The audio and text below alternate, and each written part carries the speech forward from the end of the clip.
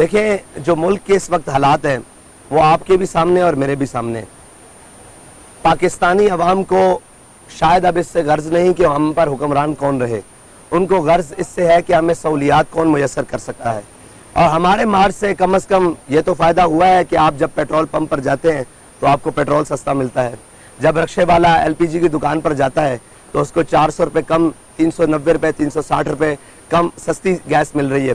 اور ہمارے سے یہ تو ہوا ہے کہ کوئی غریب دکان پر جاتا ہے تو اس کو گھی سستا ملتا ہے. ابھی ہم ملتان تک پہنچے ہیں, اسلام آباد تک جائیں گے تو انشاءاللہ آٹا بھی سستا ہوگا, چینی بھی سستی ہوگی. بہت ساری تنصیبات کو نقصان پہنچانے والوں کے خلاف جو کارروائی ہو رہی ہے, آپ اس کو کس نظر سے دیکھتے ہیں اور آپ کیا سمجھتے ہیں کہ یہ کارروائی ہونی چاہیے یا نہیں؟ دیکھیں اس میں ہماری رائے یہ ہے کہ جنہوں نے بھی ایسے قوم کو ابھارا اور قوم کو آگے لے کر گئے, ان ذمہ داران کے خلاف کارروائی ہونی چاہیے.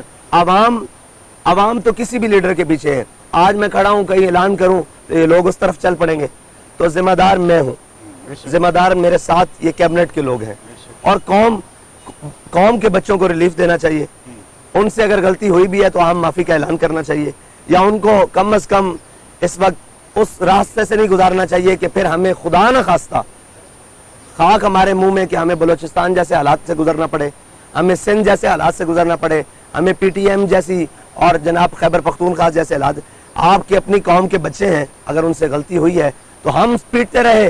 جب ناموس رسالت کی بات آئی تو کہا جاتا رہا حضور نے سب کو معاف کیا, تو آج ہم بھی کہتے ہیں کہ آپ قوم کے بچوں کو معاف کریں.